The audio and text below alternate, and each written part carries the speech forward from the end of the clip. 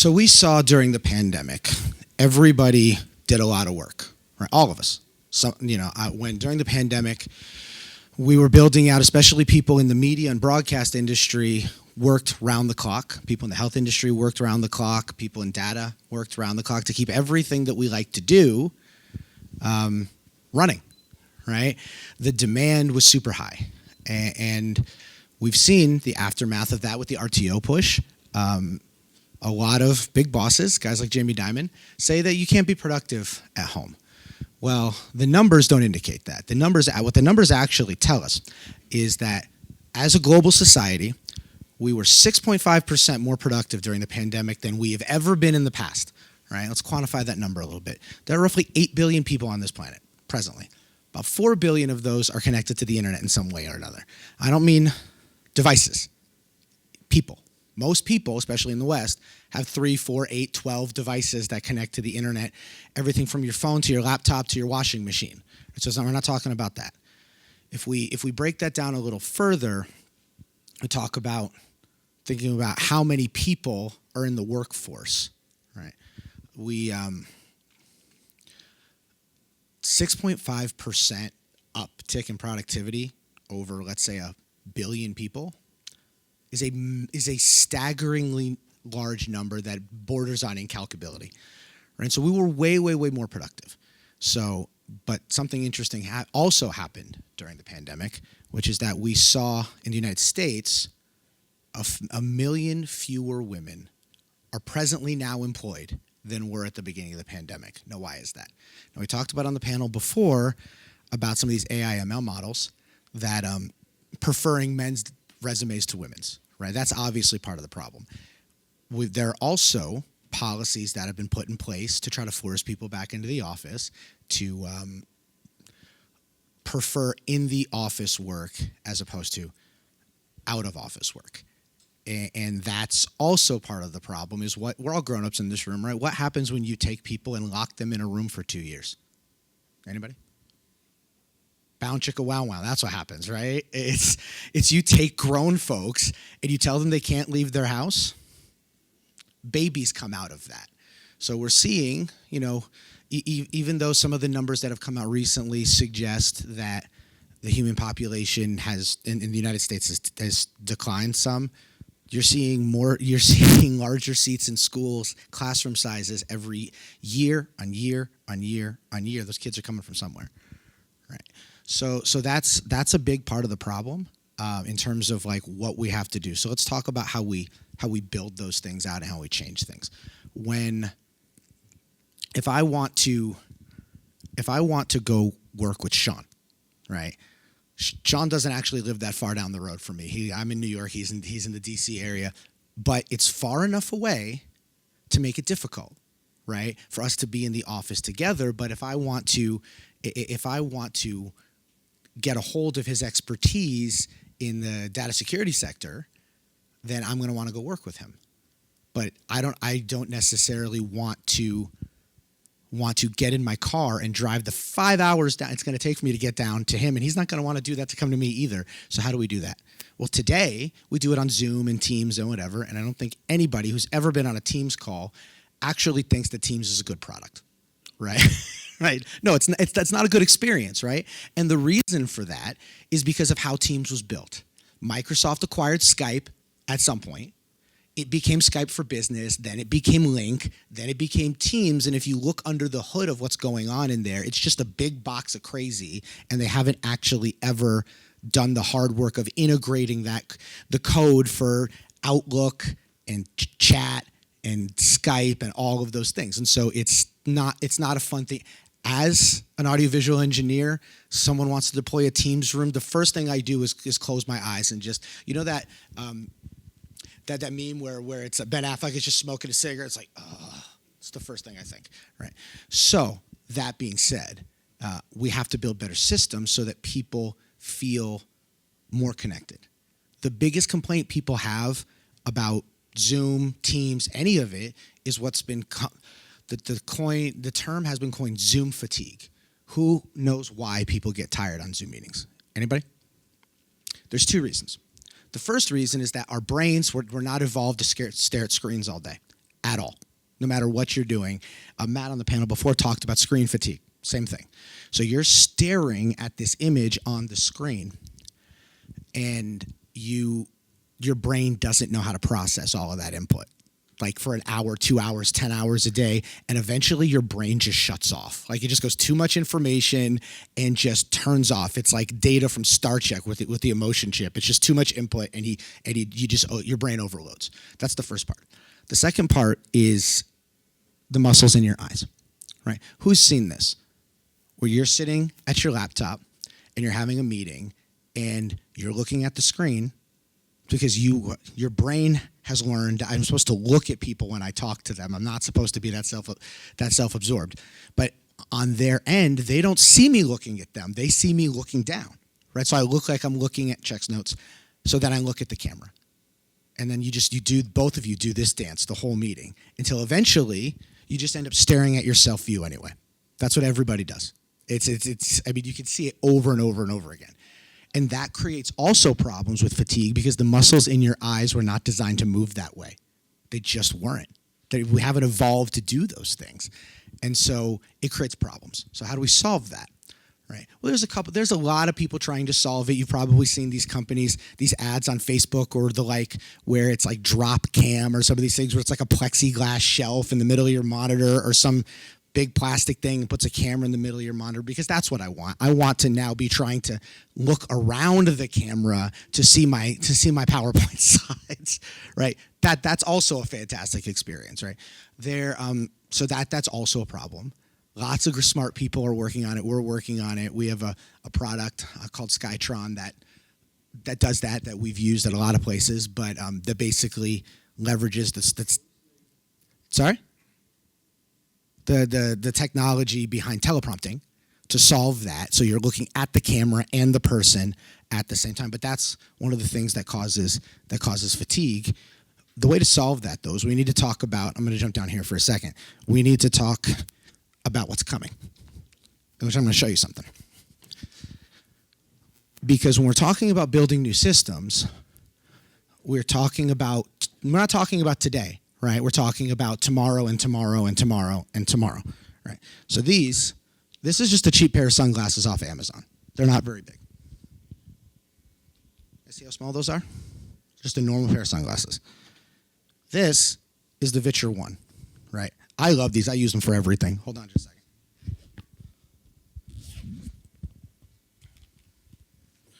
And the purpose of this demonstration is not for me to advertise for Vitcher, but do you see how small these are? These have no screen fatigue, and the reason why is they're not screens. They're ultra short throw projection. It projects on this glass right here, and so I can look at those all day long. My ears don't get tired. My eyes don't get tired.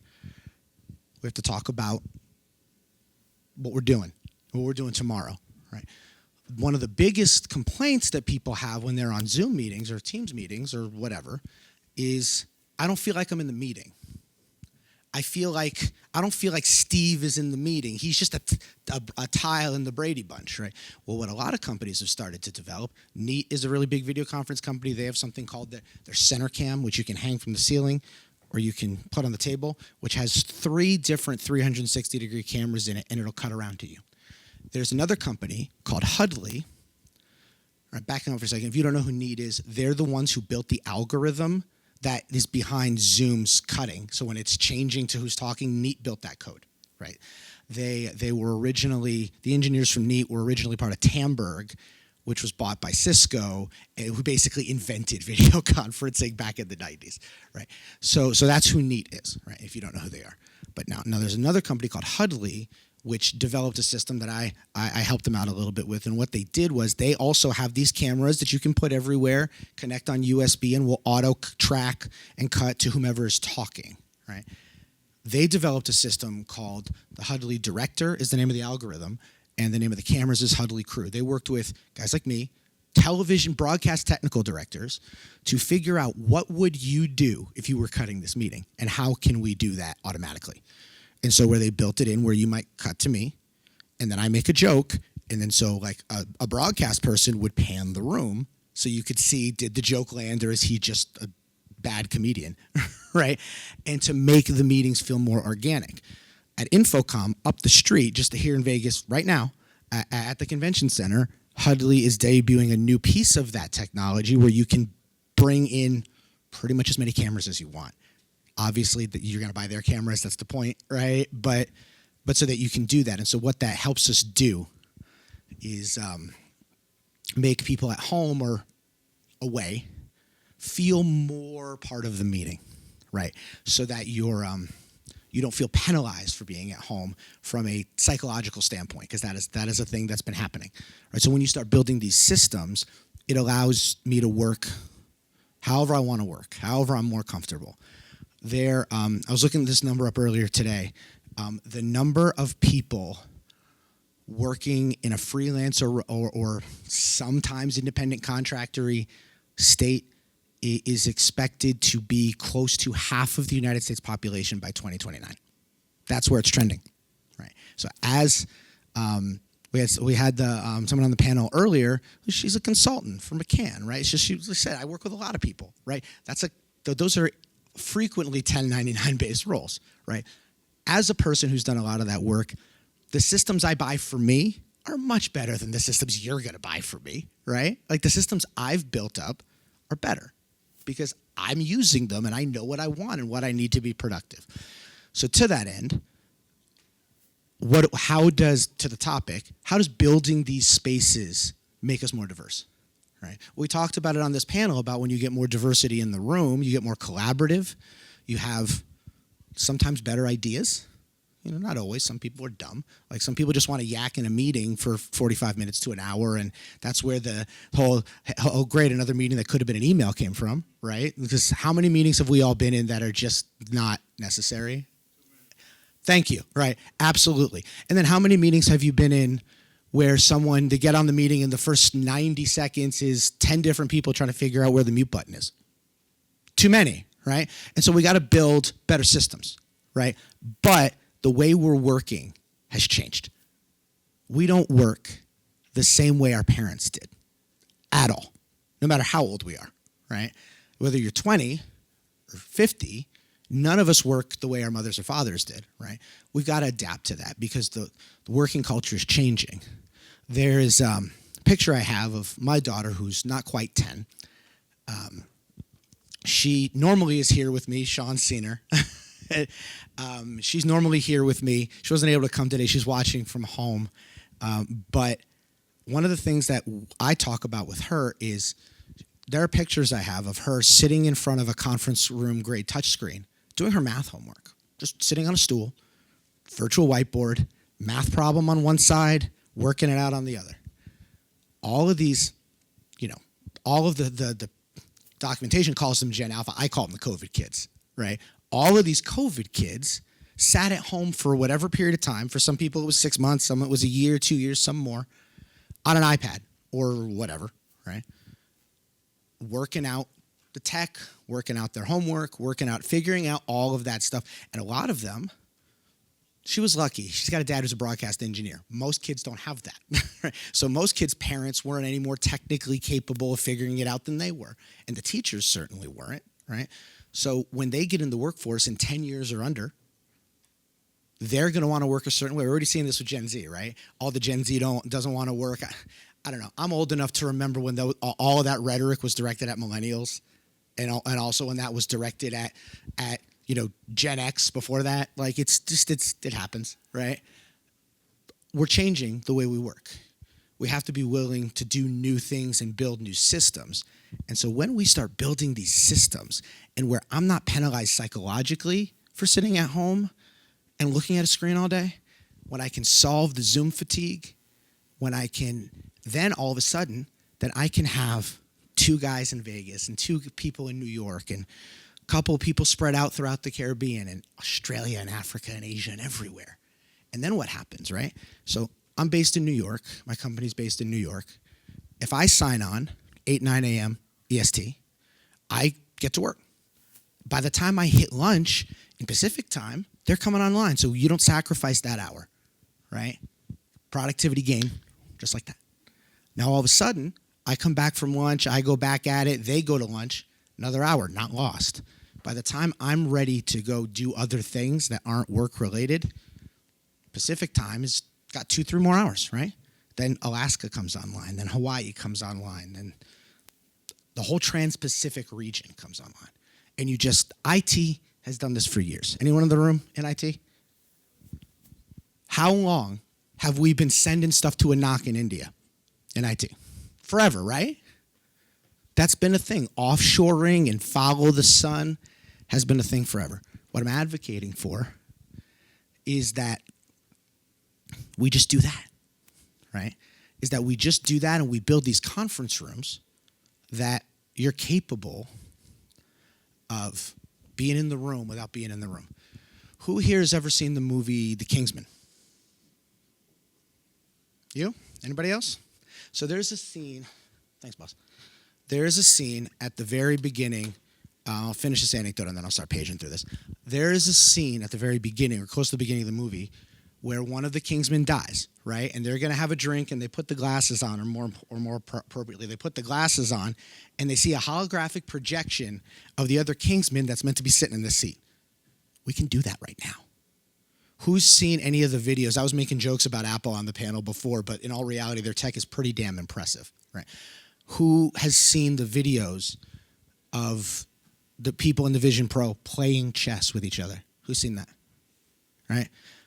And what's happening is you've got a virtual representation. It's not an avatar. It looks like them. And they're grabbing, you can actually see them put their hand around the piece and pick it up and move it. That's crazy, right? But it's something we can do right now, not even any further development. It's being done right now. You can do that, Kingsman. The first time I gave this talk, you couldn't do that. The Apple Vision Pro wasn't. Sean, you remember, it wasn't there. It wasn't out in the market yet. We can do that now, right? That's all you really need in order to be able to do this well. I've got a headset on. I see everyone where they're supposed to be or where someone comes in the meeting and says, I want to sit in seat 4. So they click seat 4. You can already in Zoom and Teams have you guys played with the immersive view where it cuts up the Brady Bunch view and puts them like in a classroom or, stadium seating? You can already do that right now. And so what I'm advocating for is that. But I'm going to start. I know we're deep in, so I'm going to move through some of these. Real quick, that's my information if anyone wants to have a further conversation about that. So we can talk offline.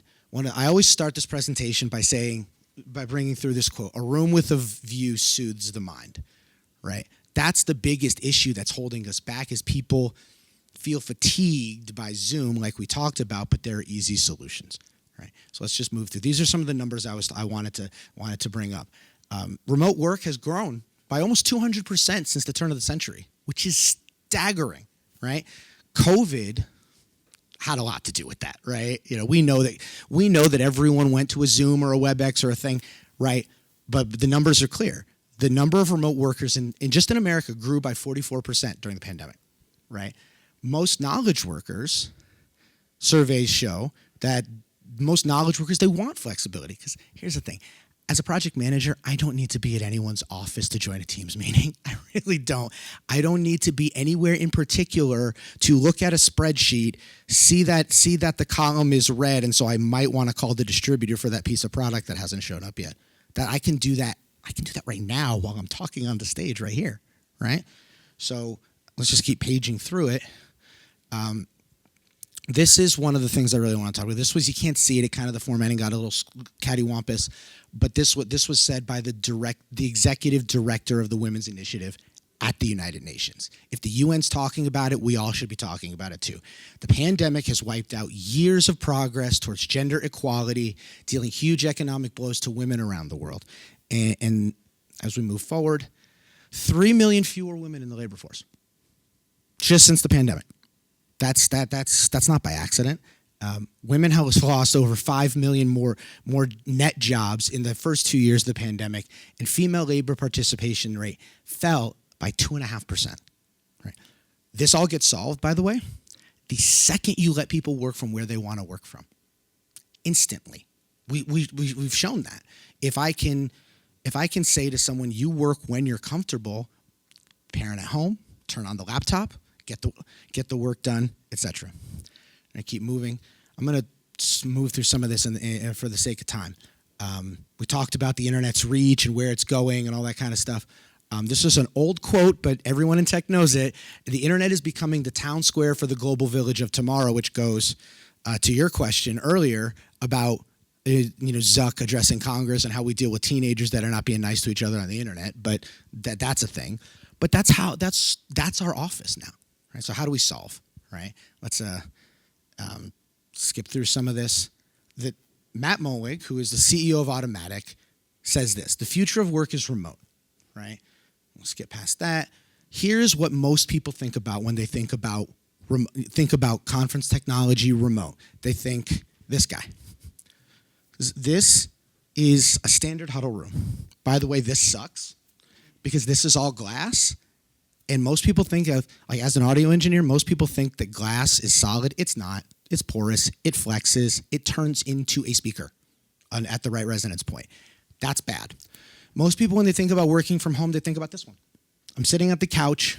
I've got my feet up. I'm in my PJs. There may or may not be coffee in my coffee cup, and Netflix is on with the laptop open. This is also not a fantastic experience, but that's what a lot of the big bosses think we're doing. This is what most people do. Is they have a little setup in a corner or in a side bedroom that is efficient, but not a great experience for them. It's this. It's going to see your chiropractor. That's what it is. These you see in offices all of the time. We're not even going to talk about that. And then there's this one. This is what people really think, what your boss really thinks you're doing. He thinks you're at the barbecue, you're at the pool, you're at the beach. Anecdotally, if I'm getting the work done, why does it matter? Right? But let's move past that. So we want to talk about the idea of persistent virtual workspaces. We talked about the Vision Pro and what you're able to do right now. But I happen to know several different founders of multiple different startups from all over the world who are presently working on virtual conference room spaces that will just live in here. So if I want 3 monitors, I got 3 monitors. If I'm a maniac and I want 8, I've got 8 if I want them. Right? I don't know why you'd want 8 monitors. That feels scary. But you could do that. We built a virtual conference for the University of Fordham Law School, their Compliance Law Institute, in 2020 at the beginning of the pandemic, leveraging a lot of this and integrating multiple different technologies. That's what's coming, right? That's how we solve. Because if I'm a brilliant person, we talked on the previous panel about there are brilliant people in every group from every place, right? If I'm a company today, as a business leader, I would rather a brilliant person have access to the brilliant person from over there than be stuck with the mediocre people that are right here. And that's not to say that there aren't mediocre people there too. There are brilliant people here too. But I'd rather have more brilliant people. That's how stuff gets done, right? One of the things, let's talk for a minute about the drawbacks, right? One of the things you always hear RTO advocates say is, well, we got to be together. Got to be together. You can't work great if you're not together.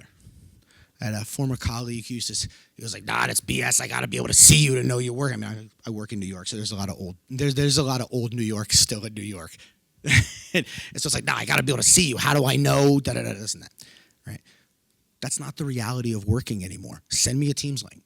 We'll jump on. We'll have a conversation. Call me, right? Whatever. But there are some drawbacks. We don't get to be together as often. That the random water cooler conversations are a little bit more problematic to solve, right? Let's skip through all of that for the sake of time. So let's talk about the emerging stuff, some of the other emerging stuff that's happening to make this easier. This is one of my favorites, mostly because it's creepy as hell. Right? You see these at big conferences like CES and stuff like this, where you've got someone on an iPad and the thing is like following you around, like Short Circuit. Who remembers Short Circuit? I'm dating myself a little bit. But it follows you around. But that's possible right now. Those exist. You see them at big conferences all of the time. There are other things. The thing we've built called Skytron, which send me an email. Talk to me afterwards about that. I'll give you more details about that. It's a device. It's a teleprompter that sits on your desk that integrates with Teams, Zoom, all of that. So I don't have to be all the time in every monitor to help you with that. There's lots of really cool tech coming, Lots of really cool tech coming, and that solves it, right? That helps us be more diverse by building these tech things. And then it's amazing what happens when you let people work during their best window, right? Like, I am wildly ADD. There are some days I get a month worth of things done, and there are other days not so much. When you allow for neurodivergence, when you allow for divergence of thought, divergence of racial background, the whole list, like we were talking about before, you get the best ideas and you get the best work. And that's why we should do this, why we should take our conference room spaces and retrofit them to be more comfortable for everybody. If you want to be in the office, great, be there. If you want to be at home, great, be there too. P.S. The Neat Center Cam is like $3,000. It's not wildly expensive. It's not a huge spend for anybody that wants to do this. It doesn't have to be. You can spend as much or as little on it as you want. And in the interest of time, I think that's pretty much it. So any questions before I finish up? I'll just go back and throw my email up there. But any questions from anyone? Anywhere? No? Going once? Twice? There. All right.